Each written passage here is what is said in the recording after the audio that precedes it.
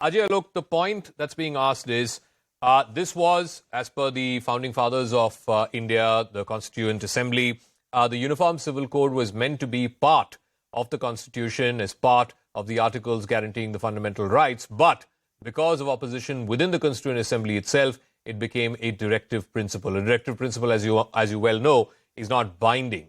It does not have any legal binding, as is the case. So if the Constituent Assembly forefathers were wise enough to keep this in the back burner, why is the BJP and now the Law Commission raking this up, is the question being asked by the Congress and Samajwadi Party and others.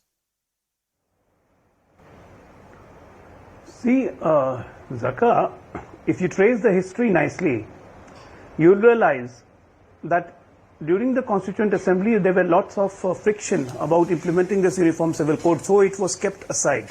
Why? Because after partition of India, the Congress party especially, under the leadership of Nehru, they always wanted to monopolize one sect of Muslims together as the vote bank. The very idea of systematic impregnation of Muslim community by the Congress was exercised right from the first year by not implementing this Uniform Civil Code, still mentioning it in the Constitution. And year after year, we have seen every successive government keeps on just talking about this Uniform Civil Code, including our High Court, our Supreme Court, that there is a need of Uniform Civil Code. I mean, what's the problem in Uniform Civil Code when it's mentioned in our Constitution? What is the intention behind to oppose this Uniform Civil Code?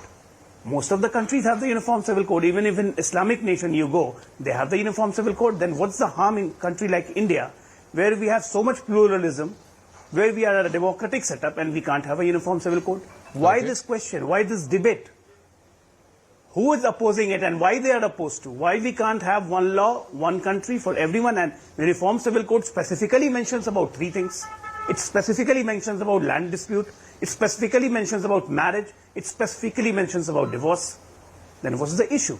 Are we not concerned about our female section of our country, which accounts for 50% of the population? Okay. The girls which are being subjected to exploitation. So all these things today, the demand is Uniform Civil Code is a part of the system and we have to get it implemented. So, Tehseen Poonawalla, the idea of common civil laws for all citizens of a country, you can trace it all the way back to the Roman Empire, right? It's not a new idea. In Europe, for example, France became the first country to have common civil laws right after the French Revolution. Almost every major democracy in the world, the UK, the US, including non-democracies like China and Russia, have a common codified civil law. Why should India not have a civil law for all Indian citizens? Saka, good evening. Thank you so much for having me on the show. To your first part of the question, before I oppose my good friend Ajay Alok ji, why should India not have a common civil code? It does already, because it is in relation to marriage and property thereafter and rights of women. It does. The Special Marriage Act. I married under the Special Marriage Act, Zaka.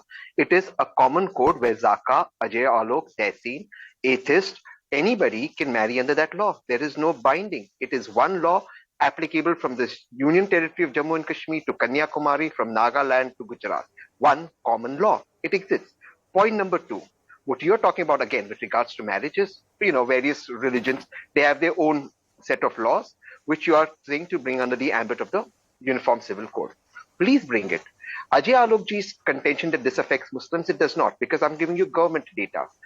It is actually polygamy is less amongst Muslims, higher amongst Hindus. For example, in the state of Gujarat, from where the most honorable Prime Minister and most honorable Home Minister come, there is something called a maitri karar, where men are allowed to have a legitimate relationship outside of the marriage. In the state of Goa, where the BJP rules, where there is the UCC, a Hindu man can have a second marriage if he does not have a boy child beyond the age of 30. This is existing today in 2023 India, Zaka. Now to the third part. So it does not affect Muslims as much. In fact, 84% of the brides below the age of 10 are Hindus, not Muslims. This does not affect Muslims. But let me give you another example. There are tribes in India. I used to do work in Nagaland.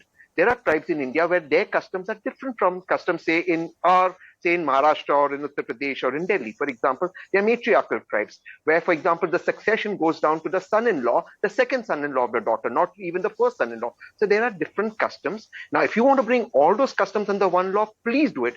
But don't do it under the ambit of Muslims, because this has nothing to do with Muslims, as data has shown. And if Ajay Alok ji can kindly tell me that why is Maitri Karar in Gujarat, why is this in Goa? And lastly, I spoke about the Special Marriage Act. If you can please throw light on that. So Ajay Alok respond, and then I'll go to Vishnu Jain and Kailash Vasudev right after that. Yeah, Ajay Alok. I never said it that it applies to only Muslims. I said it only Muslim people and parties close to sentiments of the Muslims are opposing it.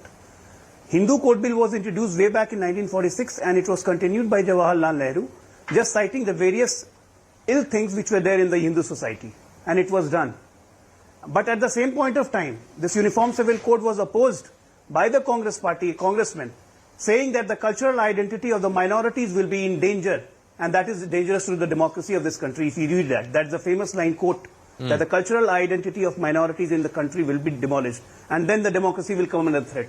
These were the famous lines said by Mr. Nehru itself, which is mentioned in the books in black and white. So right from the beginning of this Uniform Civil Code, it was only Muslim contention, never the Hindus. We are ready. That's why Hindu Code Bills were passed. We were opposed to it, but we accepted it. It's not a matter of religion, it's a matter of country. It's a national identity. Okay. No, quickly, 10 seconds. Tehseen, I need to go to the two lawyers who are there on the... Sure, and I apologize to the two lawyers, my good friend Mr. Jain as well. First, the Muslim personal law was codified in 1930s, but that's not a debate. Minorities does not mean only Muslims. I gave the example of tribes in Nagaland, where it's matriarchal culture. Minorities is all of them, including tribes. So please do not get the contention of parties being close to Muslims. Let's be clear that minorities means linguistic minorities, parties, that tribes, scheduled tribes, etc. So let me ask